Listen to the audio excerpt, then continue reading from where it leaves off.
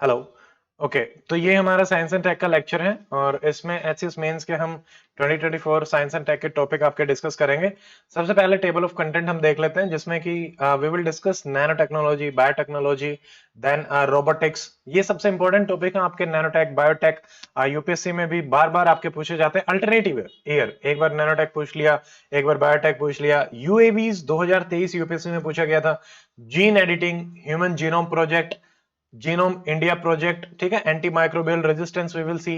तो ये सारे टॉपिक बहुत ही ज्यादा इंपॉर्टेंट है, सिर्फ सेलेक्टिवली वही टॉपिक लिए गए हैं। एएमआर आपका पूछा गया है, एफडीसी यूपीएससी में पूछा हुआ है।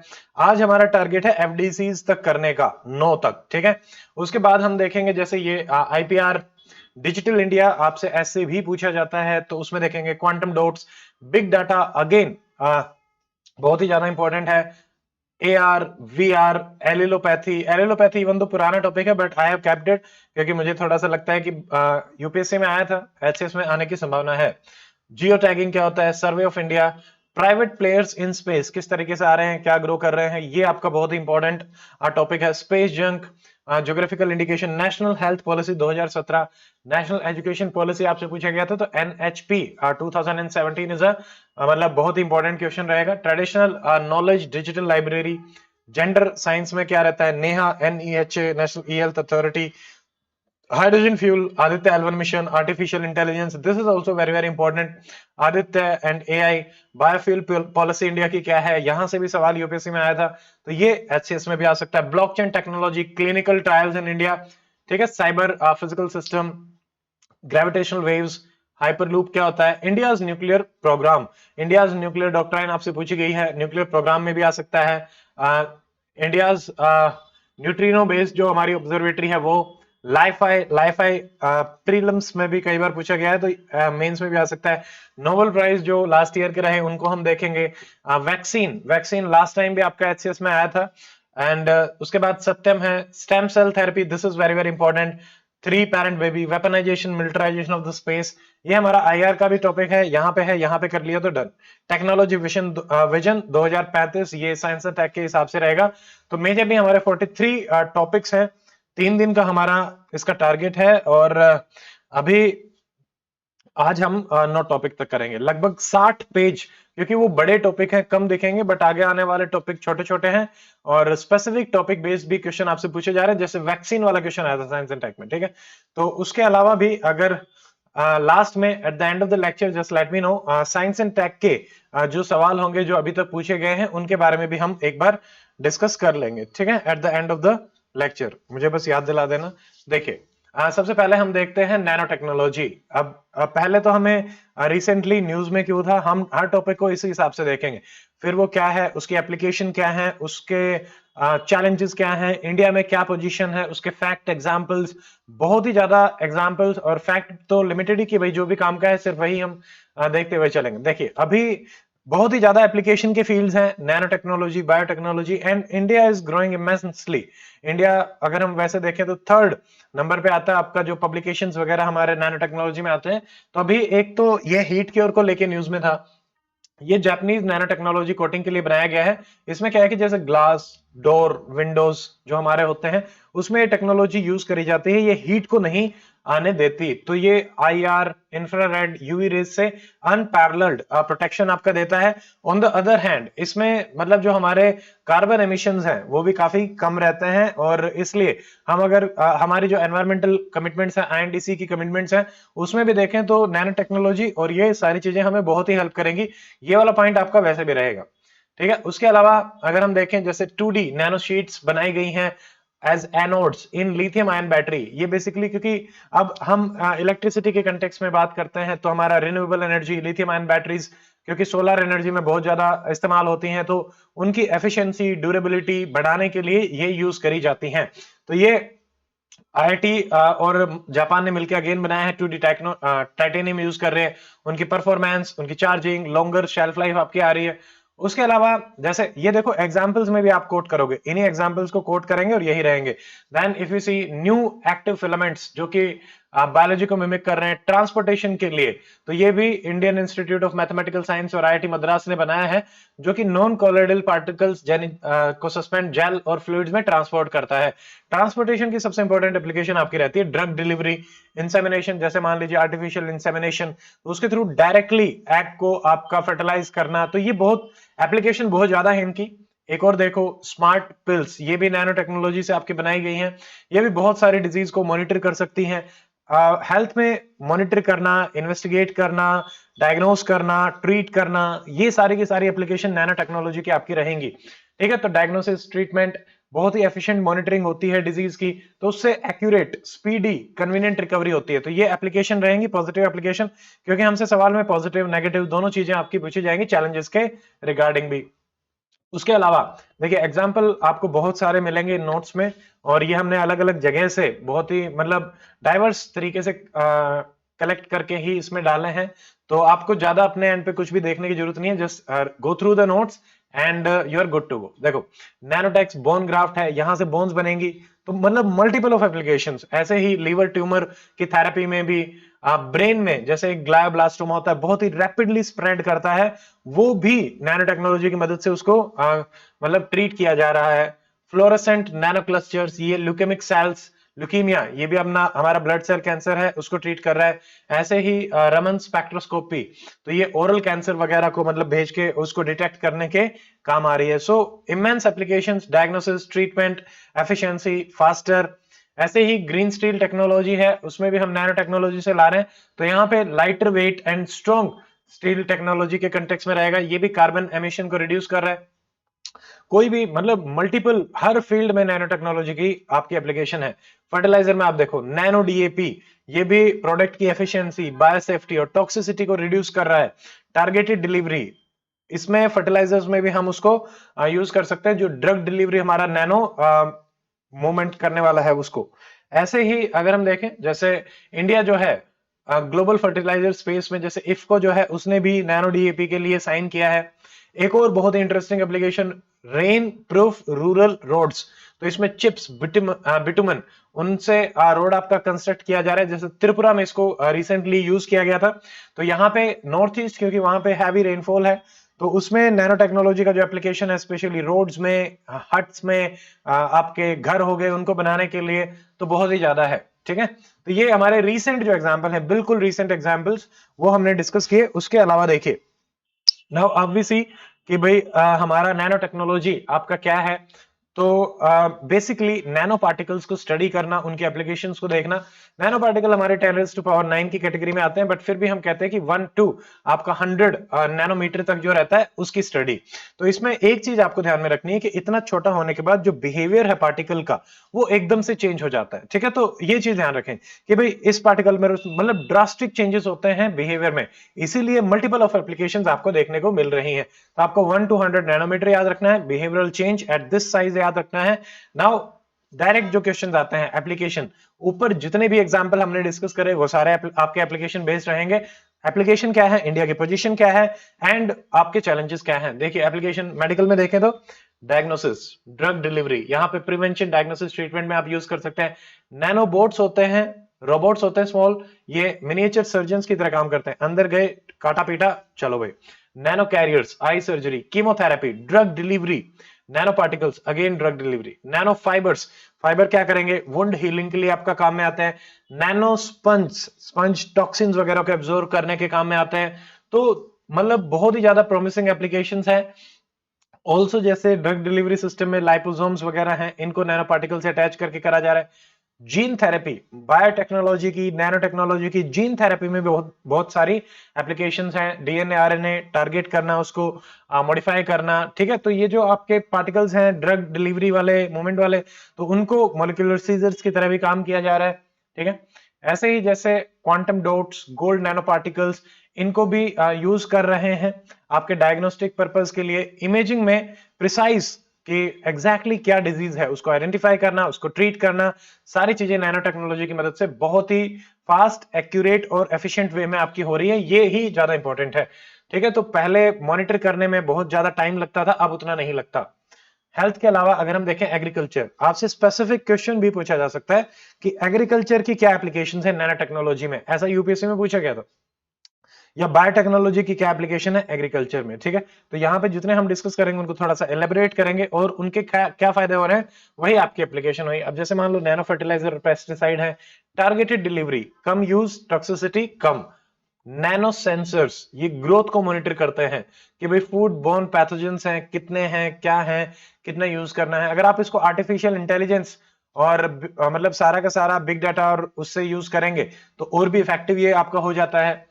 एंटी माइक्रोबियल एजेंट की तरह भी नैनो पार्टिकल्स को हम यूज करते हैं डायरेक्टली सेंस करने के लिए। नैनो बायो सेंसर्स होते हैं, ये भी पैथोजेंस को सेंस करते हैं। नैनो कंपोजिट्स हैं, ये थर्मल रेजिस्टेंस, मान लो जो पैक्ड मटेरियल है उसका थर्मल रेजिस्टेंस भी इंक्रीज करते हैं। टेम्परेचर का इंक्रीज और डिक्रीज ज्यादा देखने को नहीं मिलता, ठीक है।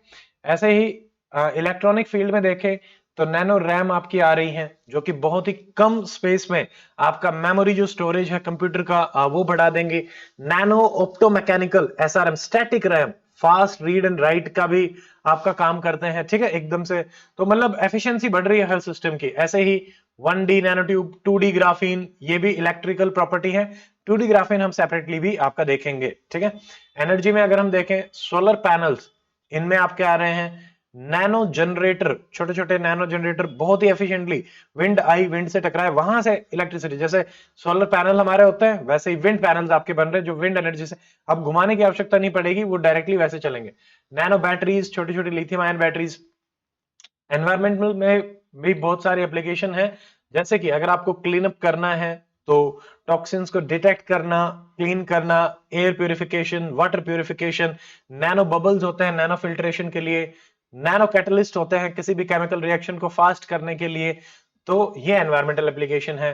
ट्रांसपोर्टेशन में भी जैसे मान लीजिए light, smart, safe, efficient vehicles, aircraft, spacecraft जो कि बहुत लंबे टाइम तक आपके रहते हैं, वो हम नैनो टेक्नोलॉजी की मदद से ही रेजिलिएंट मटेरियल बना के आपका कर रहे हैं। डिफेंस में भी आपको ये हर जगह चलेगा, स्ट्रॉन्ग, लाइट वेट, ठीक है, वुंड हीलिंग, ये हमारे सोल्जर्स के लिए काम में आएगा। सिल्वर पैक्ड फूड जो कि एंटी माइक्रोबियल, एंटीवायरल है, तो लंबे टाइम तक हम फूड को भी स्टोर कर पाएंगे।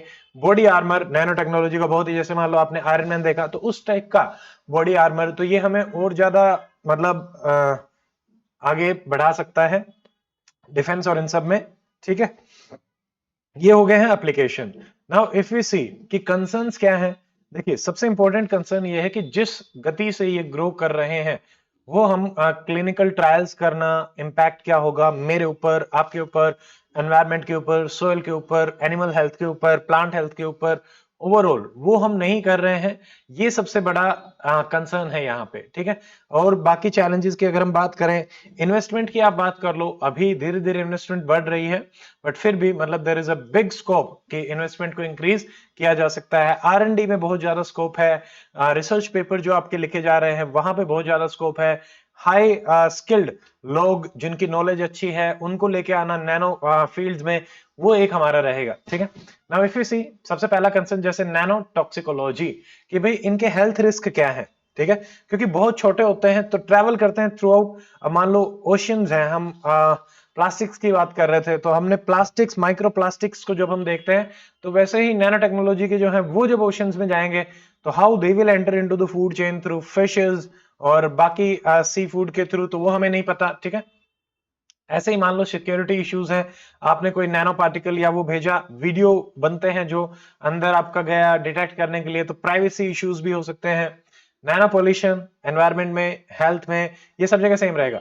रेगुलेशन और गाइडलाइंस ये अभी नहीं है, ये भी एक बहुत बड़ा चैलेंज है अभी तक, तो इन पे भी सरकार काम कर रही है। मान लो अभी हम कहते हैं कि nano washing machines, insecticide, sunscreens भी आपकी आ रही हैं, ठीक है, आपने बहुत सारे एड्स भी देखे होंगे, तो उसमें अभी तक कोई प्रॉपर रिसर्च है नहीं and the products have been launched, तो वो कैसे इवोल्व करेंगे वी डोंट नो एग्जैक्टली।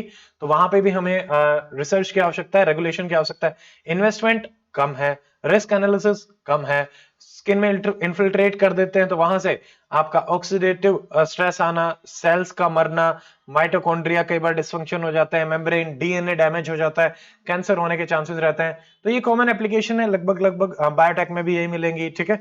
और जैसे रिसर्च, इन्वेस्टमेंट, रेगुलेशन, ये सारी चीजें आपको ड्रोन, जो भी नई अभी टेक्नोलॉजी आ रही है उसमें ये चैलेंजेस तो आपको देखने को मिलेंगे ही मिलेंगे, ठीक है। एंड उनका जो इम्पैक्ट हम बात कर रहे हैं उसके असेसमेंट, ठीक है। अब देखिए, अगर हम देखें टेक्नोलॉजीज रिलेटेड टू नैनोटेक, तो इसमें अगेन एग्जांपल्स हम देखेंगे। इन एग्जांपल्स को आप अलग अलग तरीके से कोट कर सकते हैं। जैसे सबसे पहला हमारा आता है सुपर बग्स। तो सुपर बग्स जो होते हैं नैनो टेक्नोलॉजी से ये बनाए जा रहे हैं। जैसे एग्जांपल देखिए, सुपर बग ऐसे बैक्टीरिया, वायरस, पैरासाइट्स होते हैं जो रेजिस्टेंट होते हैं एंटीबायोटिक से। तो इनको ट्रीट करने के लिए भी नैनो टेक्नोलॉजी का हमारा यूज किया जा रहा है, ठीक है। तो इनको एलिमिनेट करने में हेल्प करता है। यानी ये बैक्टीरिया क्या है, ये रेजिस्टेंस है। अगर इनको नैनो से कम कर दिया तो हमें मेडिसिन यूज करने की जरूरत ही नहीं पड़ेगी, तो दैट विल हेल्प, ठीक है। और अल्टरनेटिव है ट्रेडिशनल एंटीबायोटिक्स के हमारे लिए major concern anti microbial resistance. अगर आप डब्ल्यूएचओ की भी बात करें, ग्लोबल टॉप 10 हेल्थ कंसर्न्स में एएमआर इज देयर, ठीक है। तो एएमआर के भी अपने सॉल्यूशन में ये काम करेगा। तो ये है नंबर 1। नंबर 2, जैसे ग्राफीन है। ग्राफीन भी एक आपका शीट होता है, सिंगल शीट ऑफ कार्बन, जैसे ये आप देख सकते हैं। तो ये सिंगल शीट है, 2 डायमेंशनल है, एंड ये कार्बन नैनो ट्यूब्स बनाता है ग्राफीन, ठीक है। अब इसके एप्लीकेशन देखते हैं। ग्राफीन सेपरेटली भी हो सकता है, आपसे 2 नंबर में पूछ ले तो ये है। देखो इसकी प्रॉपर्टीज, सब कुछ बहुत अच्छा है। थिन है, स्ट्रॉन्ग है, excellent conductor, heat, electricity, optical transparent, आपको दिखेगा भी, ठीक है। बट बहुत डेंस है, गैस तक, smallest of the gas helium तक भी इससे पास नहीं हो सकता, इतना ज्यादा डेंस है। डायमंड से ज्यादा हार्ड है, but on the other hand rubber जितना इलास्टिक भी है, स्टील से टफ है, बट एल्यूमिनियम से भी लाइटर है, ठीक है। तो ये बहुत ही ज्यादा एप्लीकेशंस इसके आगे देखने को हमें मिलेंगी, ये ध्यान रखना है। हाई थर्मल स्टेबिलिटी है। इफिसी एप्लीकेशन, तो जैसे जो हम आजकल वेरिएबल इलेक्ट्रॉनिक्स की बात करते हैं, तो वहां पे ग्राफीन के, जैसे मान लो ये कपड़े वपड़े बनाए गए तो वो आ सकते हैं। बोन्स को रिक्रिएट करने में जो हमने ऊपर देखा, तब हम इसको यूज कर सकते हैं। नेक्स्ट, फ्लेक्सिबल लाइट वेट है, तो आप स्टोरेज के लिए सोलर सेल्स में भी इसकी एप्लीकेशन देखने को मिलती है। सेंसर्स, जो हम नैनो सेंसर्स की बात कर रहे थे, तो ये ट्यूब है, तो उससे भी बायोलॉजिकल केमिकल सेंसर्स हमारे बन सकते हैं। Water filtration, air purification, water purification, toxic removal, carbon capture, तो गैस सेपरेशन इनमें काम रहेगा। प्रिंटेबल जो ग्राफीन इंक रहती है, इंकजेट 3D प्रिंटर्स में, उनमें भी हम ग्राफीन को यूज करते हैं। ब्रेन पेनिट्रेशन काफी अच्छा है, तो ड्रग डिलीवरी के लिए भी हम ग्राफीन को यूज कर सकते हैं, ठीक है। जैसे अभी रिसेंट न्यूज थी, केरला ने मैती के साथ मिलकर ग्राफीन रिसर्च और उसके कमर्शियलाइजेशन पे काम किया, तो ग्राफीन औरोरा प्रोग्राम इन्होंने किया था। ऐसे ही आईफोन 16 में ये ग्राफीन के थ्रू कूलिंग पे काम कर रहे हैं, क्योंकि वो जल्दी हीट हो जाता है।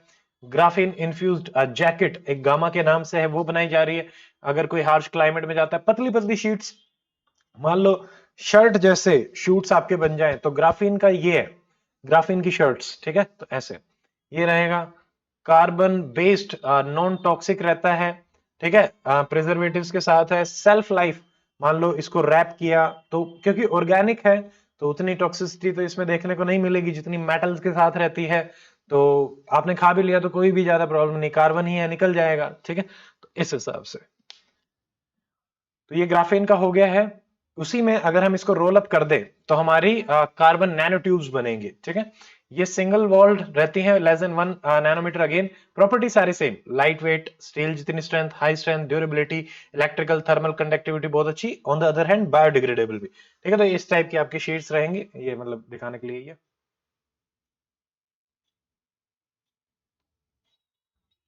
ठीक है। तो ये हो गया। नाउ इफ वी सी इसकी एप्लीकेशन, देखो इसको हम इलेक्ट्रिकल वायर्स बनाने में भी यूज कर सकते हैं, ताकि जो लॉसेस हैं वो काफी कम होते हैं, फास्ट ट्रांसमिशन रहेगा। सिलिकॉन को ये रिप्लेस कर सकता है ट्रांजिस्टर्स में, क्योंकि कम साइज है इसका और हीट एमिशन भी कम रहता है। सोलर सेल में हम इसको यूज कर सकते हैं, ठीक है। ड्रग कैरियर, एंटीजन कैरियर, ये हो गया। आर्टिफिशियल ब्लड कैपिलरीज आप बना सकते हो इससे, वुंड हीलिंग के लिए, ठीक है। स्किन ग्राफ्टिंग में, तो यहाँ पे आप यूज कर सकते हैं, कोई भी इंजर्ड पार्ट है उसके लिए। फाइबर्स में हम इसको बना सकते हैं, बुलेट प्रूफ जैकेट्स बनाना। तो ऊपर जो एप्लीकेशन देखी थी वो यहाँ भी आपकी देखने को मिलेंगी, ज्यादा कुछ नहीं है। फिर ऐसे ही हमारी थर्ड आपकी आती है सीडीज। सीडी क्या है? Carbon dots. तो कार्बन डोट्स में क्या रहेगा, ये सबसे यंगेस्ट मेंबर माना जाता है, 2004 में वैसे आया था। तो यहाँ पे मतलब जैसे क्वांटम डोट्स आपकी होती हैं, क्वांटम डोट्स यूपीएससी में भी पूछा गया प्री में, क्वांटम डोट्स जैसे ही कार्बन डोट्स होते हैं, बस उससे ज्यादा एप्लीकेशन इनकी होती हैं, क्योंकि इसकी ऑप्टिकल प्रॉपर्टीज बहुत ही रिमार्केबल है। Intense fluorescent, broad absorption spectrum, बहुत लंबे उसको एब्जॉर्ब करता है। फोटो स्टेबिलिटी, लाइट में स्टेबिलिटी बहुत हाई है इसकी, ठीक है। तो ये थोड़ा थोड़ा ध्यान में रखेंगे। तो इसमें मेजर जो एप्लीकेशन है, sensing and bio imaging, imaging वगैरह के लिए, और उसको ट्रांसमिट करना भी। और ऑन द अदर हैंड ये काफी इनएक्सपेंसिव भी है, बायोकम्पेटिबल भी है और एनवायरमेंट फ्रेंडली भी है। तो जो इनके जो नैनो में कार्बन वाले हैं, वो उनके एप्लीकेशन बहुत ज्यादा है और वो ज्यादा नुकसान भी नहीं पहुंचाते, ठीक है। अब जैसे ये हमारे उतना काम का नहीं है जैसे क्वांटम डॉट्स, मतलब वैसे क्योंकि इतना डीप में तो वो नहीं पूछेंगे, क्वांटम डॉट्स हैं इनके, आपने शीट्स वगैरह बना दी, ठीक है। तो इसको हम अलग अलग तरीके से प्रिजर्व करने के लिए, प्रोटेक्ट करने के लिए भी यूज कर सकते हैं। जैसे इसकी भी एप्लीकेशन में जो रिसेंट आ रही थी, पोलिटेंट जो है उनको सेंस करना, कंटामिनेंट जो है उसको एब्जॉर्ब करना, उसको अपने ऊपर चिपका के चल देगा भाई। पानी का ट्रीटमेंट, पॉल्यूशन का treatment, anti microbial property same चल रहा है, मल्टीपल ऑफ एप्लीकेशन। पॉल्यूटेंट्स में देखेगा, सेफ एब्जॉर्प्शन करवाएगा ये, ठीक है। तो ये हमारी एप्लीकेशन होगी बहुत ही सारी। गुड आफ्टरनून संगीता, ठीक है। अब देखिए अगला हमारा क्या आ रहा है, टेक्नोलॉजी इन इंडिया, ठीक है। इसमें नैनो टेक्नोलॉजी अभी जो हमारा एट प्रेजेंट, एक तो हम पुराने मिशंस थोड़े मोड़े देख लेते हैं और फिलहाल हमारी क्या सिचुएशन है, क्योंकि डायरेक्टली आपसे पूछा जाएगा कि what is the current status of nano technology in India and how can we do it better. तो देखो पहले हमने जैसे nano nano science and tech initiative चलाया था 2001, 2007 वहां पे हमने चलाया नैनो मिशन, 5 साल का प्रोग्राम। नैनो सेंटर बनाए गए, नैनो फैब्रिकेशन इलेक्ट्रॉनिक्स के, आईआईटी बॉम्बे और आईएससी बैंगलोर। इंडिया अभी टॉप 5 में है अगर हम साइंटिफिक पब्लिकेशंस देखते हैं, और गवर्नमेंट ऑफ इंडिया भी बहुत सारे फंड्स कर रही है प्रोजेक्ट्स को, स्टार्टअप्स को, कॉर्पोरेशन को। अब वही चीजें थोड़ा सा एक्सप्लेन डिटेल में, बट हमारे काम की है नहीं।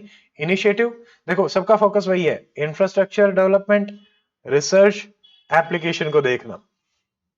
नैनो मिशन जो 2007 था वो भी इसने जैसे आई ड्रॉप्स वगैरह डेवलप करी नैनो की, पेस्टिसाइड रिमूवल टेक्नोलॉजी पे काम किया। अगर हम मेटल बात करें, आर्सेनिक फ्लोराइड रिमूवल पे काम किया। एंटी माइक्रोबियल टेक्सटाइल्स, ठीक है, कि एंटीवायरल जो हम देखते हैं तो नैनोटेक को यूज करके कि वायरस को भी नहीं चिपकने देगा। और एक और चीज है इंपॉर्टेंट, इसने गाइडलाइंस भी ड्राफ्ट करी कि कैसे यूज करेंगे, हजार्ड्स को कैसे आइडेंटिफाई करेंगे, ट्रांसपोर्टेशन कैसे होना चाहिए मटेरियल्स का, स्टोरेज कैसे होनी चाहिए, हैंडलिंग कैसे होनी चाहिए। तो ये सारी की सारी गाइडलाइंस इन्होंने लॉन्च करी। जैसे कार्बन, कोविड-19 में भी नैनो कोटिंग के आपके मास्क आए, रेस्पिरेटर्स आए। कुछ कंपनीज हैं हमें याद नहीं रखनी बट नोट्स में डाल रखी हैं, जैसे नोपो टेक्नोलॉजीज, ये भी जैसे कह रहा है कि नैनो ट्यूब्स बना रहे हैं, they are more conductive and more stronger than steel. एमनीवोर मेडिकेयर, ये कोलेजन निकाल रहा है फिश से, अगर आपके बर्न्स हैं, डायबिटीज हैं, क्रॉनिक वुंड है, उनको ट्रीट करने के लिए। नैनोसेंट्रिक्स, ये प्रिंटेड इलेक्ट्रॉनिक्स पे काम कर रहा है, इलेक्ट्रॉनिक डिवाइसेस, ठीक है। अब ये मेजर इश्यूज हैं, ये आपको ध्यान रखने हैं, दीज आर वेरी कॉमन, ये हर जगह इंडिया में रहती हैं। R&D में आप कम खर्च कर रहे हो। अगर हम ओवरऑल देखते हैं हमारी जीडीपी का, so how much percentage we are spending in R&D बताइए। रेगुलेटरी बॉडी हमारे पास नहीं है, मल्टीपल रेगुलेशंस हैं, कोई क्लियर कट रेगुलेशन है नहीं, सफिशिएंट स्टडीज अभी तक नहीं हुई है because it is a new field. तो ये भी हमें ध्यान रखना है, इनकी करने की आवश्यकता है। अभी तक जैसे जो मेथड ऑफ रिसर्च हम यूज कर रहे हैं, दीज आर आउटडेटेड। आप एआई को लेके आए, ठीक है, डाटा को लेके आए, उसको एनालाइज करें, ऑनलाइन रिसर्च और फीडबैक पे आप काम कर सकते हैं। रिस्क एनालिसिस और रेगुलेशन पे हमारा फोकस नहीं है। एथिकल इश्यूज, अब ये कॉमन रहेगा, किसी में भी डाल दो, नैनोटेक, बायोटेक, क्लिनिकल ट्रायल्स, सब में यही है। 95% जो है वो एथिकल्स, जैसे मोरालिटी, मोरालिटी उसको भी रिकॉग्नाइज नहीं करते। और उसके अलावा जैसे नैनो टेक्नोलॉजी उतनी चीप तो नहीं होगी, तो एक्सपेंसिव भी होने वाली हैं। तो उसमें भी क्या होगा कि एक्सेस, तो मान लो एनवायरमेंटल चेंजेस आ रहे हैं, ठीक है, और आपने इस टाइप की शर्ट्स बनाई, शीट्स बनाई, ड्रग डिलीवरी सिस्टम बनाया, पेस्टिसाइड डिलीवरी सिस्टम बनाया, तो इसका फायदा कौन उठाएगा, वही जिसके पास पैसा है। तो इनइक्वालिटीज और ज्यादा हमारी डीप होती जाएंगी, तो ये भी एक हमारा मेजर कंसर्न यहाँ पे रहेगा। Point 7, point 8, 0.8%। ठीक है, ओके श्योर, गुड। अब देखो, तो ये एक कॉमन सा है, 5-6 ही कीवर्ड है, ज्यादा दिमाग नहीं लगाना। ठीक है, तो इसकी एक ट्रिक भी बना सकते हो, आर आर, ठीक है, एस स्टडीज, आर रिसर्च हो गया, फिर से रिस्क, आर आर एस, तो रिस्क पे भी फोकस नहीं है, रेगुलेशन पे भी एथिक, तो आर ई एस कुछ इस टाइप की स्टडी बना दो, उसमें फिर एफ फंड्स डाल दो। ठीक है, ऐसे ही चलेगा, बस इतना काफी है। अब अगर हम देखें, India needs nano technology regulations, क्यों? नंबर 1, इंडिया 3rd नंबर पे रैंक करता है यूएसए और चाइना के बाद, अगर हम पेपर्स की बात करें तो। नंबर 2, जैसे एसोचैम और इनकी रिसर्च हुई थी तो उन्होंने बताया था कि आगे आने वाले नैनो टेक्नोलॉजी में 2 मिलियन प्रोफेशनल्स। जब हम बात करते हैं कि आज के टाइम पे जो चेंजेस हो रहे हैं, तो what kind of new jobs are going to arise, high skilled jobs, nanotech, biotech, इन सब में। तो यहाँ पे ये कह रहे हैं कि भाई इतनी सारी जॉब्स तो रहेंगी, और उसमें से 25% प्रोफेशनल्स इंडिया कंट्रीब्यूट कर सकता है if we go on the right direction. Risk पे अभी हम कोई डिस्कशन नहीं कर रहे, so we need some regulations nanotech में। पॉलिसी मेकर्स के लिए सबसे बड़ा चैलेंज यहाँ पे रेगुलेशन ही है। अब देखो, यहाँ पे बैलेंस करना पड़ेगा ओवर रेगुलेशन और आपका इनोवेशन को। अगर जैसे ही आप ओवर रेगुलेट करते हैं किसी चीज को, तो जो फील्ड ग्रो होने वाली है वो नहीं बढ़ पाएगी। तो आपको एक बैलेंस कर, अगर आप अंडर रेगुलेट करेंगे तो जो उसके रिस्क इफेक्ट हैं उनको हम एनालाइज नहीं कर पाएंगे, तो दिक्कत तो है। तो हमें दोनों का बैलेंस करना बहुत ही ज्यादा जरूरी है।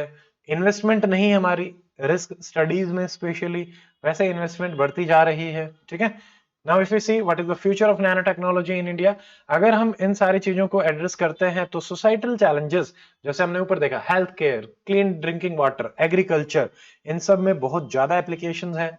पब्लिक अवेयरनेस आप बढ़ाएं, ठीक है, इंफ्रास्ट्रक्चर करें, इन्वेस्टमेंट करें, तो फंडिंग हमें बढ़ानी पड़ेगी, लॉन्ग टर्म फंडिंग, ताकि सिग्निफिकेंट आउटकम आ सके।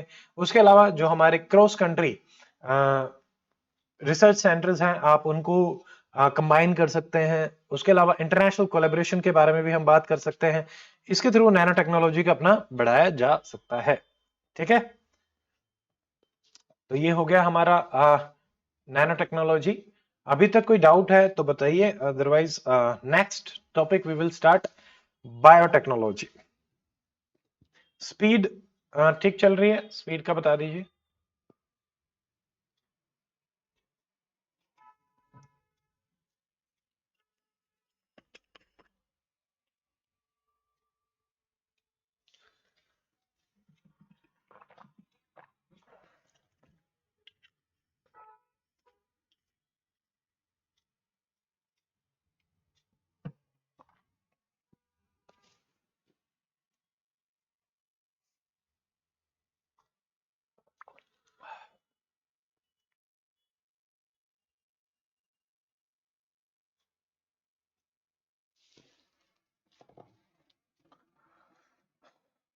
ओके,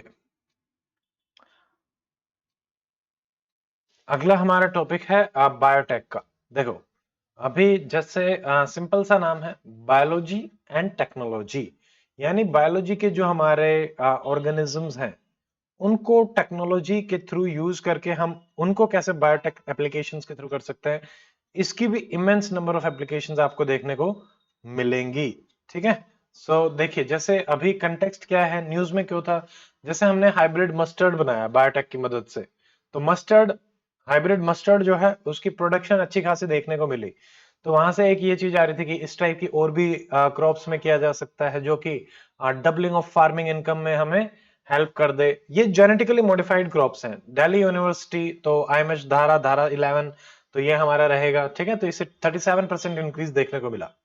उसके अलावा 2023 में हमारा ग्लोबल बायो इंडिया आपका ऑर्गेनाइज कराया गया था, जिसकी थीम भी यही थी, biotech innovation and bio manufacturing. तो इसमें एविडेंस बेस्ड डेमोन्स्ट्रेशन ये करना चाहते थे कि जिससे कि कंप्लीट आइडिया लगे क्या एप्लीकेशन हो सकती है, क्या स्टडीज हो सकती हैं। ठीक है, तो इन्होंने एक इसके बारे में भी बात करी। ऑल्सो बायो इकोनॉमी रिपोर्ट भी हमारी आई, तो उसने भी बताया कि बायोटेक प्रोडक्ट्स और इन सब का हमारी जो एंटायर वैल्यू चेन है, डे टू डे लाइफ है, उसमें बहुत ज्यादा इम्पैक्ट पड़ रहा है। तो we need to study about it. Government जो है खुद भी बायो मैन्युफैक्चरिंग पे फोकस कर रही है। आप देख लीजिए जैसे 2G, ethanol, biogas, enzymes, smart protein, gene therapy, cell therapy, vaccines के डेवलपमेंट में, डायग्नोसिस में, तो ये सारी एप्लीकेशन हमारी हो जाती है। तो इसमें चाहे आप ह्यूमंस की बात करें, प्लांट्स की बात करें, एनिमल्स की बात करें, अगेन एप्लीकेशंस आर इमेंस। तो इसमें ज्यादातर जो एप्लीकेशन है एनवायरमेंटल डिजीज कंटेक्स्ट में ही आपको देखने को मिलेंगी, जीन थेरेपी और अल्कोहल और इन सब में, प्रोडक्शन में भी आपको देखने को मिलेगा। ठीक है। उसके अलावा जैसे एट प्रेजेंट हमारे पास जैसे R&D एंड मैन्युफैक्चरिंग सेंटर जो हैं वो इंपोर्ट सेंट्रिक हैं। तो हम चाहते हैं कि इंडिजिनियसली इन सारी की सारी चीजों को हमारे यहाँ पे डेवलप करा जाए। ठीक है। तो इसलिए ज्यादा फोकस चल रहा है बायोटेक पे। ऐसे ही डॉक्टर प्रमोद चौधरी हैं जिनको इथेनॉल मैन बोला जाता है। तो उन्होंने बायोटेक की मदद से इथेनॉल प्रोडक्शन भी शुरू किया, जिससे कि हम अपना परसेंटेज जो कंट्रीब्यूशन है एथेनॉल ब्लेंडिंग प्रोग्राम में भी बढ़ा पाए।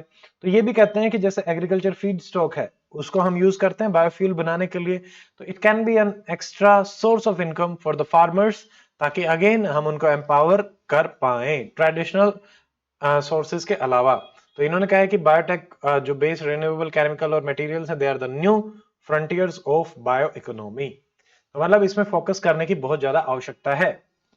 Now let us see what is biotechnology. देखो बायोलॉजी तो यानी बायोस ऑर्गेनिजम्स, तो you are using living organisms, enzymes जो कि ऑर्गेनिज्म से आते हैं to do something. It can be anything. जैसे ट्रेडिशनली हम ईस्ट वगैरह को यूज करते थे, आपने देखा बेक करते थे हम, या अल्कोहल बनाते थे, ब्रेड को बेक करना, ब्रूइंग, तो इन सब में ये हमारा काम आता था। मॉडर्न जो बायोटेक है उसमें उन्हीं ऑर्गेनिजम्स को यूज करके हम बात करते हैं रिकम्बिनेंट डीएनए टेक्नोलॉजी के बारे में।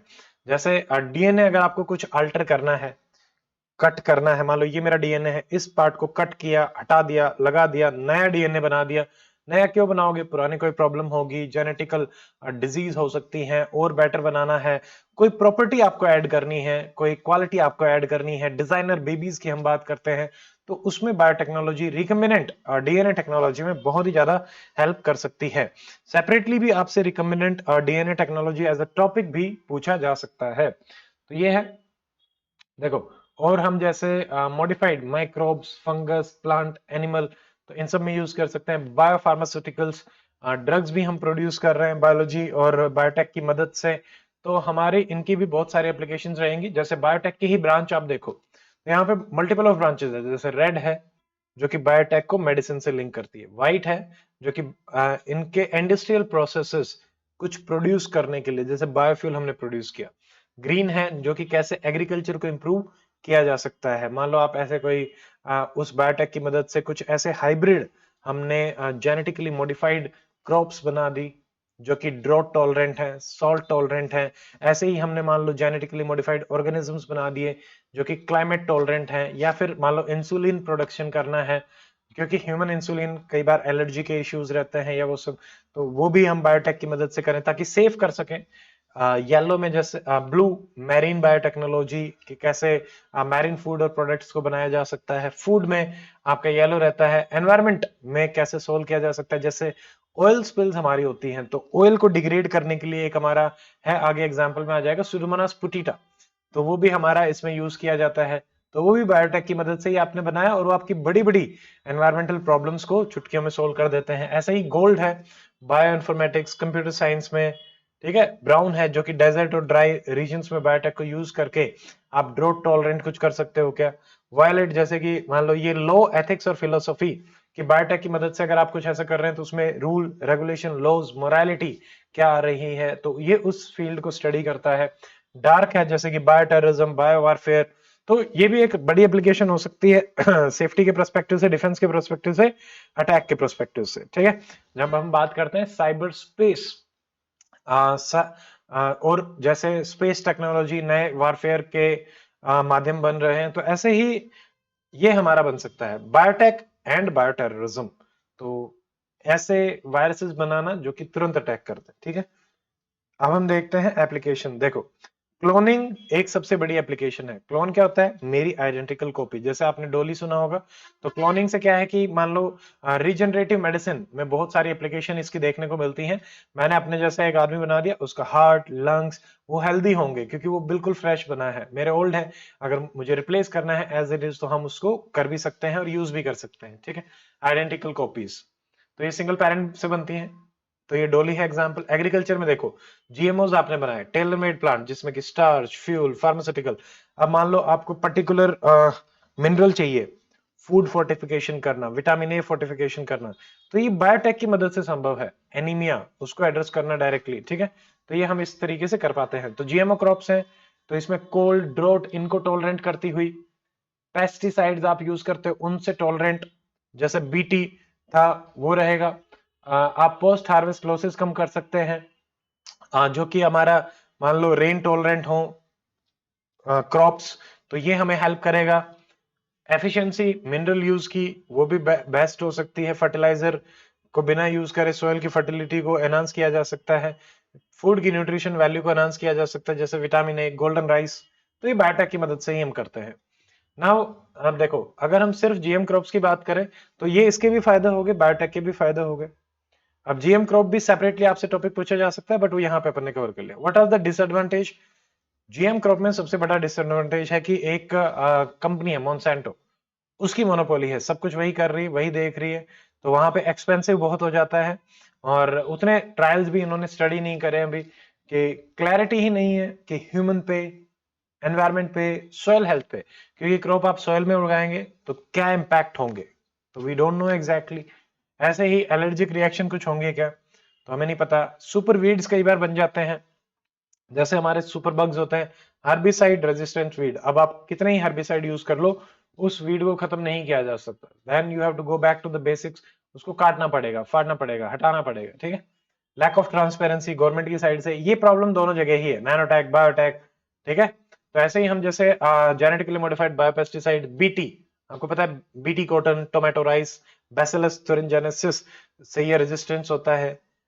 बायो फोर्टिफिकेशन क्रॉप्स में अगेन, जैसे अलग अलग तरीके होते हैं वैसे, कि भाई पुराने टाइम पे हम माइक्रो न्यूट्रिएंट यूज करते थे फर्टिलाइजर में, तो वो ऐड हो जाते थे, या फिर आप क्रॉस ब्रीडिंग करवाते थे। आजकल हम बायोटेक की मदद से क्या कर रहे हैं, जीएम मॉडिफाइड डीएनए इंसर्ट कर दिया जाता है, वो आपको डिजायर्ड आउटकम दे देता है। प्रोड्यूस वही करता है क्योंकि वो बेस होता है, उसी हिसाब से बनाएगा प्रोटीन्स। जैसे एग्जांपल देखिए, आयरन आपको ऐड करना है तो आयरन वाला डीएनए ऐड कर दो, जिंक फोर्टिफाई करना है व्हीट, राइस, इन सब में, तो ये भी किया गया है already. Pro vitamin A, amino acids add करे गए हैं, तो ये हेल्प कर रहे हैं। तो यानी आप फोर्टिफाई कर रहे हो, जीएम के भी बहुत सारे फायदे हैं। ऐसे ही जैसे जेनेटिकली इंजीनियर्ड इंसुलिन, जो हम एनिमल से या ह्यूमन से एक्सट्रैक्ट करते हैं, कई बार कंपैटिबल नहीं होते, तो आप जेनेटिकली मॉडिफाइड ऑर्गेनिज्म से करेंगे तो वहां पे एलर्जी डेवलप होने के चांसेस कम है। थेरेपी में भी यूज किया जा सकता है डायरेक्टली। आपने इंसर्ट करना है, कुछ डिलीट करना है, कुछ मॉडिफाई करना है, जीन्स का मैनिपुलेशन। मान लो कोई जीन है जो डिजीज क्रिएट कर रही है, तो आपने उसको एलिमिनेट कर दिया, हटा दिया, तो वो चली गई, तो अब वो पर्टिकुलर डिजीज आपके अंदर एक्सप्रेस नहीं होगी। मॉलिक्यूलर डायग्नोसिस, जैसे हमारे पास कंसेंट्रेशन ऑफ बैक्टीरिया, वायरस बहुत कम है, कोविड के टाइम पे देख लो, तो हमने क्या किया, बायोटेक की मदद से उसके लोड को बढ़ा दिया, उसको मल्टीप्लाई कर दिया मल्टीपल ऑफ टाइम्स। ठीक है, पीसीआर, पॉलीमरेज चेन रिएक्शन और इन सब के थ्रू, तो उसके बाद आप उसको इजीली आइडेंटिफाई कर पाएंगे, क्विक रेजोल्यूशन कर पाओगे। ठीक है, फास्ट हो जाता है सब कुछ। ऐसे ही आपने सेपरेटली देखा होगा क्रिस्पर कैस9 टेक्नोलॉजी जो है, ये सेपरेटली भी पूछा जा सकता है। ये भी वही है कि डीएनए सीक्वेंस है, तो जीन एडिटिंग का ये हिस्सा है, जीन्स को एडिट करना, अगेन काटना, पीटना, ऐड करना, रिमूव करना, यही क्रिस्पर कैस9 में आता है। और जो क्रिस्पर कैस9 है, ये सीजर्स होती है, ये काटती हैं, मोलिकुलर सीजर्स जाएंगी, अटैच होंगी, काट देंगी उस पर्टिकुलर जीन को, तो ऐसे चलता है। फिर आप जैसे ट्रांसजेनिक एनिमल्स बना सकते हैं, जैसे रोजी एक ट्रांसजेनिक काउ थी। ठीक है, वैक्सीन्स आप बना सकते हो, वैक्सीन्स की एफिकेसी मान लो अगर आपको टेस्ट करनी है, तो इस टाइप के जो ट्रांसजेनिक जेनेटिकली मॉडिफाइड हमने बनाए, क्लोन्स बनाए, आप पहले उन पे टेस्टिंग कर लो, ताकि जो रियल ह्यूमन है उस पे टेस्ट ना हो। तो इस टाइप की काफी चीजें सोचते हैं साइंटिस्ट। इंडस्ट्रियल एप्लीकेशन अगर हम देखें, जैसे मान लो आपको हाई फ्रक्टोज कॉर्न सिरप बनाना है, स्वीटनिंग एजेंट्स बनाने हैं, अल्कोहल बनाना है, तो बायोटेक की मदद से सब कुछ हो जाएगा। बैक्टीरिया, एनवायरमेंटल प्रोटेक्शन, अगर आपको क्लीन करना है, वेस्ट को ट्रीट करना है, एग्जाम्पल सुडोमोनास पोटैटा। बायोफ्यूल्स बनाने हैं 1 2 3 4 जनरेशन, तो ये फोर्थ जनरेशन जो है वो जेनेटिकली मॉडिफाइड क्रॉप से ही बनती है। बट अगर हम वन देखें तो वन हमारे एडिबल से, जिनको हम खाते हैं, जैसे कि शुगर, स्टार्च। सेकंड हमारे लेफ्ट ओवर होता है, जैसे राइस आपने छोड़ दिया, वुड चिप्स छोड़ दी। थर्ड आपका एल्गी से होता है, माइक्रो ऑर्गेनिज्म से, ठीक है। तो ये चारों जनरेशन भी आपको पता होना चाहिए। Now what are the issues? सारे इश्यूज वही रहेंगे, मेजर एथिकल, लीगल इश्यूज। अभी रेगुलेशन उतना है नहीं जैसे नैनोटेक में था, तो कॉमन चीज, एथिकल स्टैंडर्ड्स अभी सेट नहीं हुए हैं। ह्यूमंस प्लेइंग एज गॉड, हमें नहीं पता। जीएमओ, जेनेटिकली मॉडिफाइड ऑर्गेनिजम्स, वो एंटर हो रहे हैं, उनका क्या इंपैक्ट होगा एनवायरमेंट पे, हेल्थ पे, एनिमल की, प्लांट की, सोइल की, we don't know. Patent issues, मैंने अगर बनवा लिया तो मैं उस पर ऑनरशिप करके बैठा हुआ हूं, दूसरे ने बना लिया तो उनमें भी लड़ाई झगड़ा आपका चलता रहता है, कोई क्लियरिटी नहीं है, ठीक है। कई बार आप गलत जगह अगर एडिटिंग कर दो, डीएनए की एडिटिंग, तो जिस जीन को हटाना था वो नहीं हटी, दूसरी हट गई, तो भी हमारी गड़बड़ हो सकती है, ठीक है। सोशो इकोनॉमिकल इश्यूज, कि भाई मान लो जो एक्सेस है वो एक्सेस कुछ ही लोगों को मिलेगी, so again it can lead to economical disparity या फिर एक्सेस के इश्यूज, ये हमारे रहेंगे, ठीक है। ये एक टेबल दे रखी है सिंपल सी, इसको आप अपने एंड पे गो थ्रू हो जाएंगे, pros and cons of biotechnology. Now if we see, देखो इंटरनेशनल लेवल पे बहुत सारी चीजें हैं जो गवर्न कर रही हैं बायोटेक्नोलॉजी को। आप एनवायरनमेंट में भी पढ़ते हैं, जैसे हमने देखा है कार्टाजेना प्रोटोकॉल, नागोया प्रोटोकॉल। तो कार्टाजेना में क्या है, कार्मेल लिविंग ऑर्गेनिज्म, तो लिविंग मॉडिफाइड ऑर्गेनिजम्स जो आप बनाते हैं उनको इंपोर्ट एक्सपोर्ट के टाइम पे कंसेंट लेना पर्टिकुलर देश से, तो वो इसी में आता है। तो यहाँ पे बायोसेफ्टी क्लियरेंस हाउस होता है जो कि इंफॉर्मेशन एक्सचेंज करता है और कैपेसिटी बिल्डिंग। सेम अगर नागोया प्रोटोकॉल की बात करें, आपको जेनेटिक रिसोर्सेज की अगर एक्सेस चाहिए, मान लो अमेरिका ने डेवलप कर लिया तो अब हमें वो चाहिए, तो वो हम नागोया के थ्रू करेंगे। ऐसे ही हमारे पास आईपीपीसी है, इंटरनेशनल प्लांट प्रोटेक्शन कन्वेंशन, जो कि इंटरनेशनल स्टैंडर्ड सेट करती है प्लांट की पेस्ट और डिजीज कंट्रोल के कंटेक्स में। डब्ल्यूएचओ का है कोडेक्स एलिमेंटरिस कमीशन, जो कि मान लो हमने जेनेटिकली मॉडिफाइड कोई फूड बनाया है, उसकी फूड सेफ्टी स्टैंडर्ड गाइडलाइन आपका बताता है। क्योंकि ये मान लो आपने फोर्टिफाई किया, आयरन फोर्टिफिकेशन किया ना, वो तो हो गया, बट उसके इम्पैक्ट क्या हो सकते हैं उसमें टाइम लगता है जानने में। तो ये सारी की सारी चीजें, किसको अलाउ करना है, किसको अलाउ नहीं करना। जैसे हम जब एडिबल जीएम क्रॉप्स में आते हैं, तो मस्टर्ड हमारा आ रहा है, बीटी ब्रिंजल हमारा आ रहा है, जो कि डायरेक्टली था, उसको अलाउ नहीं किया गया, बट चल ही रहा है प्रोग्राम। सीबीडी हमारा है, convention on biological diversity. WTO है, ठीक है, जिसमें sanitary, phytosanitary measure, trade barriers, technical barriers to trade, तो ये भी कुछ एडिशनल सेफगार्ड्स हैं इंटरनेशनल लेवल पे, ठीक है। यूएनईपी, यूनेस्को, ऐसे ही एक हमारा आया था ह्यूमन जीनोम प्रोजेक्ट, ठीक है। तो ये है। अगर हम देखें इंडिया का बायोटेक्नोलॉजी में क्या चल रहा है, तो आप ये ध्यान में रखेंगे कि आप पिछले कुछ सालों से डबल डिजिट में इंडिया में बायोटेक ग्रो कर रही है। अभी जीडीपी का 3% है, यानी ह्यूज चंक। जितनी हमारी रेमिटेंसेस उतनी हमारे बायो इकोनॉमी। 2014 में सिर्फ 8 बिलियन था, अभी 2025 तक 150 बिलियन हो चुका है। आप देख सकते हैं 8 से 150, 20 गुना ग्रोथ बायोटेक में देखने को मिली है, और वो भी 2 गुना और बढ़ जाएगा अगले 5 साल में, तो इट्स वेरी हाई ग्रोथ, ठीक है। ऐसे ही जैसे इंडिया में कौन इसको कंट्रोल कर रहा है, डीबीटी का बिराक, ठीक है, biotechnology institute research and something हो गई मेक इन इंडिया में। उसके अलावा इंडिया टॉप 12 जो बायो डेस्टिनेशन है उसमें रैंक करता है, और एशिया में थर्ड पे है। हमने स्पेसिफिकली इसके लिए एक स्ट्रेटजी बनाई हुई है कि बायोटेक डेवलपमेंट स्ट्रेटजी 2021 से लेके 25 तक। उससे पहले 2000 में हम एक विजन डॉक्यूमेंट भी लेके आए थे। शुरू शुरू की बातें हैं, 2007 में हमारा बायोटेक स्ट्रेटजी भी आई थी, ठीक है। फिर 2020-25 वाली हमारी सबसे ज्यादा जरूरत है, मतलब इंपॉर्टेंट है। इसमें होगा क्या, सेम बातें सेम चलेंगी।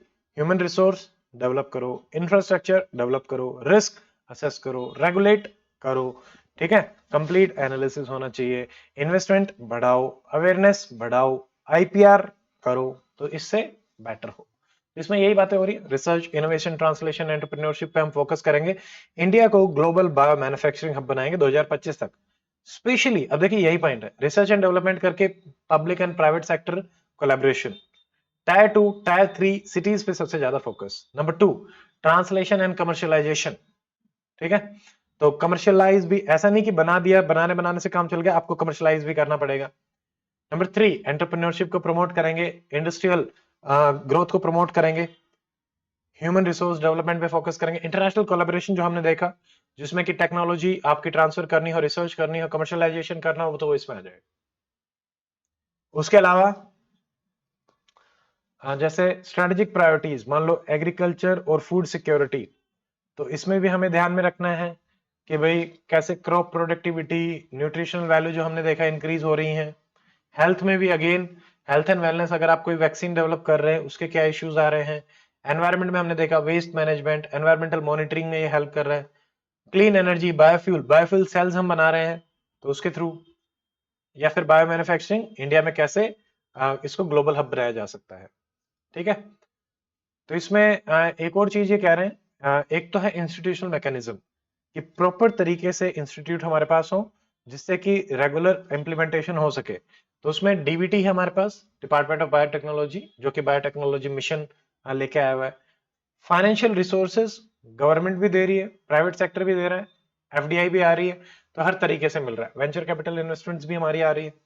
ठीक है, हमारे पास अलग अलग है, जैसे ministry of science and tech, ministry of environment है जो कि जेनेटिक इंजीनियरिंग अप्रूवल कमेटी में है, ministry of chemical and fertiliser है फार्मास्यूटिकल्स के साथ, फैमिली हेल्थकेयर है जो कि क्लिनिकल ट्रायल्स को आपका देखेगी कि कोई गड़बड़ तो नहीं हो रही। ठीक है, तो ये दिन, हाँ ये चीजें ध्यान रखेंगे, डीबीटी, जीईएसी। अब बायोटेक में इंडिया में सबसे इंपॉर्टेंट जो चल रहा है या पुराना हम देखें तो वो है हमारा जीनोम इंडिया प्रोजेक्ट। तो हमारा जो पूरा पूरा जीनोम है उसके बारे में पता लगाने के लिए ये प्रोजेक्ट था।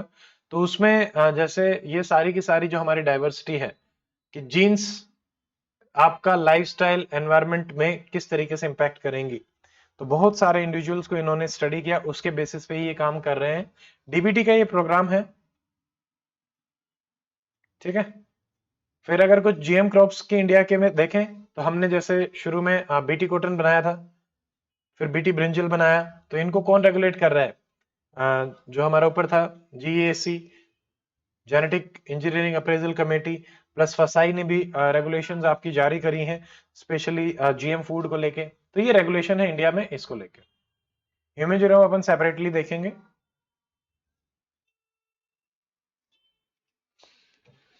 तो ये हमारा बायोटेक हो गया, उसके फैक्ट्स हो गए हैं, एप्लीकेशन हो गए हैं, पॉजिटिव नेगेटिव्स हो गए हैं, मल्टीपल ऑफ एरियाज हैं।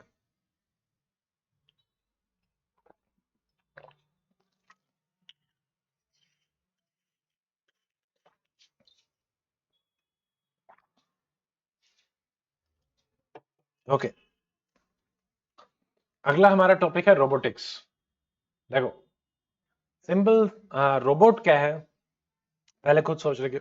मैं हूं, मेरे जैसा ही एक मशीन है, बट वो रोबोट है क्यों? क्योंकि मतलब काम हमारे तरीके से कर पा रहा है।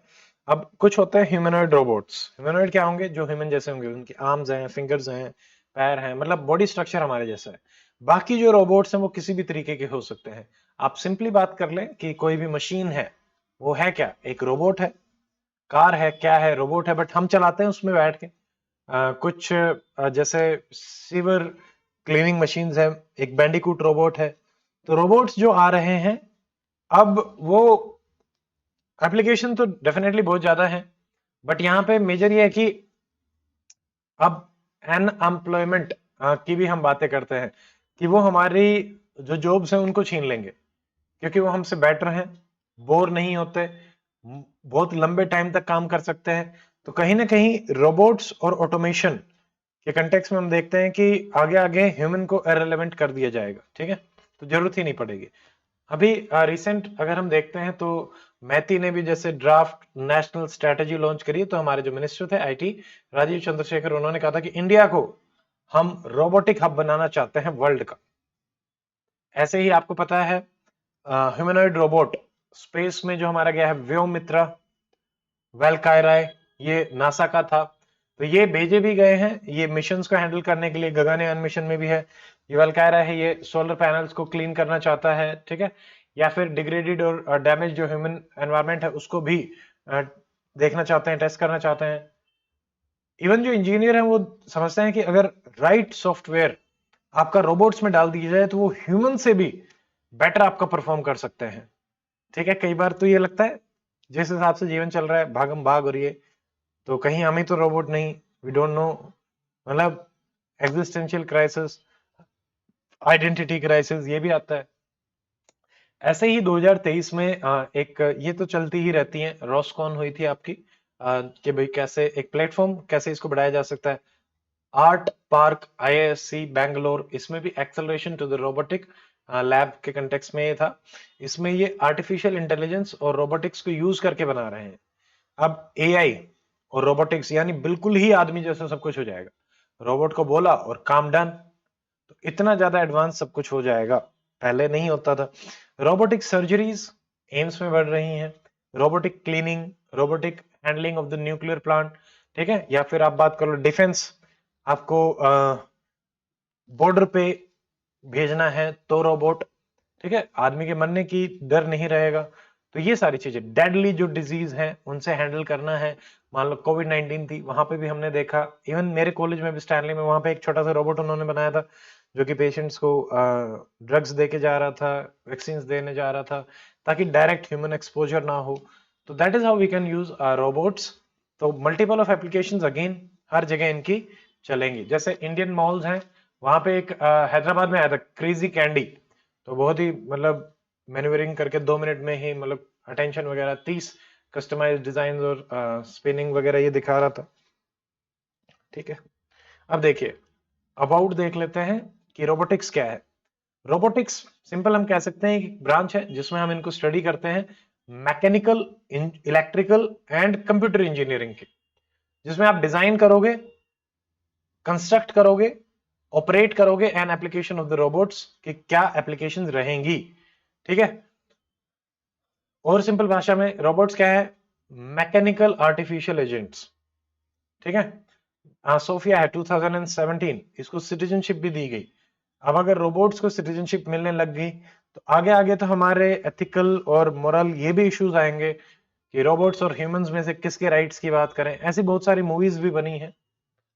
फिर एप्लीकेशन देख लो, मान लो हमें मैन्युफैक्चरिंग करनी है कहीं भी, कार मैन्युफैक्चरिंग, ऑटोमेशन, तो वहां पे भी हम मैन्युफैक्चरिंग कर रहे हैं, fast, efficient, to the point, human error जितनी होती है उतनी तो यहां नहीं होती।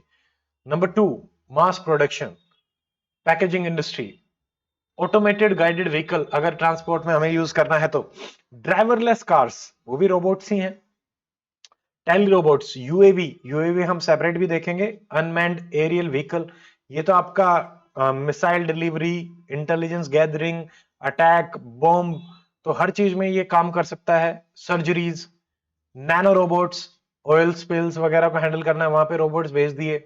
न्यूक्लियर वेस्ट मटेरियल है उसको कनेक्ट करना है तो वो भेज दिया।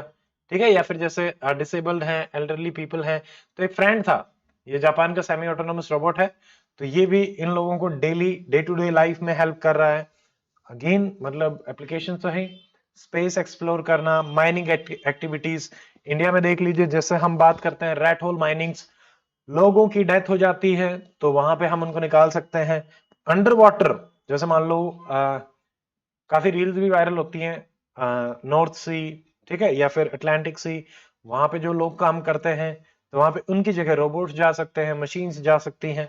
अंडर वाटर में, स्पेस में, रेस्क्यू ऑपरेशंस, डिजास्टर मैनेजमेंट में, तो ये डी हैं बहुत सारे, डेडली, डेयर, डिजास्टर, डेयरिंग, ठीक है, बोरिंग जॉब्स, तो इसमें रोबोट्स हमारे आ रहे हैं। कुछ एग्जाम्पल देखते हैं, जैसे इंडियन मिलिट्री में दक्ष है जो कि बॉम्ब्स को रिकवर करता है, निशांत ये इंटेलिजेंस गैदरिंग करता है, पंछी भी निशांत जैसा है बट लंबे टाइम तक, रुस्तम ये भी कॉम्पैक्ट यूएवी है, ओरा मिसाइल बॉम्ब प्रिसाइज, बिल्कुल प्रिसाइज डालेगा जहां डालना है, पायलट से कहीं डाल दिया वो ऊपर नीचे हो गया, बट ये तो बिल्कुल latitude longitude to the point वहीं जाएगा और कहीं नहीं जाएगा। लक्ष्य है, ये भी हाई स्पीड ड्रोन सिस्टम है, नेत्रा, ऐसे ही ये तो हमारे मिलिट्री के हो गए हैं। फिर जैसे नैनोबोट्स हैं, ये भी जैसे वायरस बैक्टीरिया की फॉर्म में आपका काम करते हैं, छोटे छोटे micro surgeries, micro weapon, cleaning, root canal treatment, तक आपका रोबोट से हो सकता है। रोबोट डाला, ट्रीट करके आ गया, डॉक्टर की आवश्यकता ही नहीं, मशीन से ही कर दिया ऑटोमेटेड, ठीक है। तो ये हो जाएगा। ऐसे ही एक होते हैं जीनोबॉट्स। जीनो क्या होता है? जीनो इज नेबर। तो लिविंग रोबोट्स ही होते हैं, छोटे छोटे छोटे छोटे, ठीक है। तो ये भी जैसे टाइनी रोबोट्स हैं जो कि अफ्रीकन फ्रॉग की सेल से आपके क्रिएट करे गए हैं। स्पेस रोबोट्स आप देख लो, वेयोमित्रा, ये हमारा हाफ ह्यूमनॉइड है, इसरो ने बनाया था। ऐसे ही आरओवी, अनमेंट, ये लैंडर वगैरह हैं, तो रोबोट हैं। नासा के भी मून पे जा रहे हैं, मार्स पे जा रहे हैं। स्पेस में सारा एक्सप्लोरेशन रोबोट्स का ही चल रहा है। ह्यूमन तो अभी धीरे धीरे जा रहे हैं। तो यहाँ पे सबसे बड़ी डिबेट आती है जॉब वर्सेस ऑटोमेशन, कि भाई जिस हिसाब से रोबोट्स आ रहे हैं, ऑटोमेशन आ रहा है, तो कहीं जॉब्स खत्म तो नहीं हो जाएंगी। तो एक तो यही चलता है कि भाई सारी जॉब्स सर्विस सेक्टर की, मैन्युफैक्चरिंग सेक्टर की, मेजोरिटी ऑफ द जॉब्स तो रोबोट्स ही ले लेंगे क्योंकि एफिशिएंट है, वेज का इशू नहीं है, टाइमिंग का इशू नहीं है, ठीक है, ह्यूमैनिटी का कुछ इशू नहीं है अभी तक। तो ये सारी रहती हैं। But on the other hand ये भी कहते हैं कि रोबोट्स को बनाने के लिए कौन चाहिए। अब मान लो एआई और रोबोटिक्स इंटीग्रेट हो गया, तो रोबोट को भी रोबोट बना रहे हैं, उनकी एनर्जी कभी खत्म नहीं हो रही, बट एआई के साथ यूज करके काफी डेडली हो सकता है कि रोबोट्स को पता है कि मेरी एनर्जी कहां से आएगी, तो वो देख रहा है, खुद ही रिचार्ज हो रहा है, खुद ही कर रहा है, आदमी की आवश्यकता ही खत्म। इमोर्टल रोबोट्स बन सकते हैं, ठीक है। तो वो ह्यूमन से ही एनर्जी लेने लग गए, जैसे मैट्रिक्स में देखा है। Anything can happen, we don't know exactly, ठीक है। तो ये है। अब देखो, जैसे मैकिंसली की भी रिपोर्ट आई, उसने कहा 1/5 जो ग्लोबल वर्कफोर्स है will be affected, 800 million will lose their job by 2030। दूसरा आर्गुमेंट ये है कि नहीं, नई नई जॉब्स आएंगी, जैसा हर बार देखने को मिलता है। जो नई टाइप की जॉब क्या होंगी? टेक बेस्ड स्किल, बट ये हाईली स्किल्ड जॉब होंगी। अब इतनी हाई स्किल्ड जॉब्स के लिए आपको उतना ही पढ़ना पड़ेगा, रिसर्च एंड डेवलपमेंट करना पड़ेगा, पैसा भी लगेगा। तो जिसके पास है वो कर लेगा, नहीं है तो वो कैसे सरवाइव करेगा? ये एक बहुत बड़ा मुद्दा है। अब अगर हम इंडिया में देखें तो हमारे पास जैसे centre for AI and robotics है, जो कि आर&डी, प्रीमियम आर&डी लैब है डिफेंस में। एम्स में रोबोटिक सर्जरी आपकी हो रही है, मेरे दोस्त हैं वो भी एएनटी में, एम्स में सर्जरी कर रहे हैं। ई यंत्र इनिशिएटिव है आईआईटी बॉम्बे का, जो कि इंजीनियरिंग एजुकेशन में आपका कर रहा है। रोबोट्स पढ़ाने लग जाएं तो हर चीज मतलब उसी हिसाब से रहेगी आपकी। मेजोरिटी ऑफ नेशनल स्ट्रेटजी है ऑन रोबोटिक्स, ठीक है। ये भी it is aiming to make India global robotic leader 2030 तक, ठीक है। तो जो हमारा मेक इन इंडिया 2.0 है, उसमें भी ये एक सब सेक्टर बनाना चाह रहा है, ठीक है, इनोवेशन वगैरह करके। रोबोटिक इनोवेशन यूनिट भी हमारे पास है। अब हमारा जर्नल जैसे अडोप्शन और ग्रोथ में थोड़ा सा लैग चल रहा है, बट हम धीरे धीरे उसको ओवरकम करना चाह रहे हैं। मैनुअल स्कैवेंजिंग, ये एग्जाम्पल जरूर याद रखेंगे। बैंडिकूट, बैंडिकूट ये जर्नोबॉटिक्स का है। तो क्लीन ऑयली वाटर सीवर्स ये बनाया गया है। होमो एससीपी, ये भी मैनुअल स्कैवेंजिंग को ही एंड करने के लिए आपका बनाया गया है, ठीक है। मेजर इश्यूज क्या है इंडिया में? सेम देखो, नैनोटेक बायोटेक वाले तो डाल ही सकते हो, research, funding, regulations, job loss, यहाँ पे वो भी रहेगा, ठीक है। उसके अलावा जैसे इंपोर्ट डिपेंडेंस अभी हमारी बहुत हाई है यहाँ पे, तो हमें खुद भी सेल्फ डेवलप होना पड़ेगा।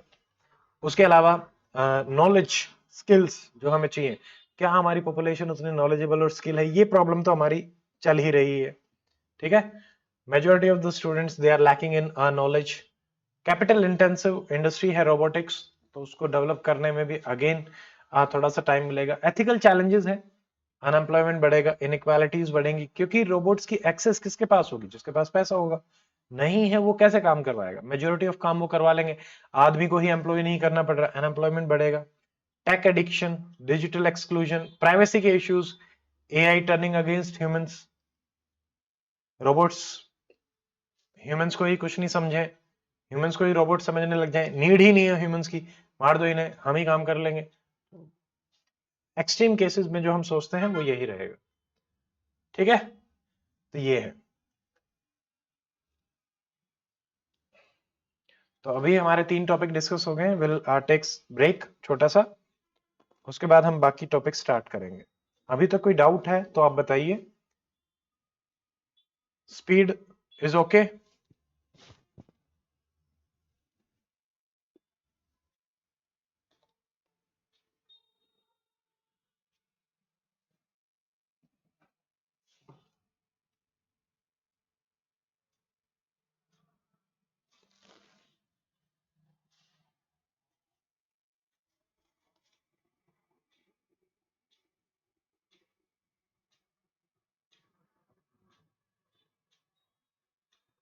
ठीक है, तो अब ब्रेक कर लेते हैं 15 मिनट्स का। उसके बाद हम अगले जो टॉपिक है उनको स्टार्ट करेंगे।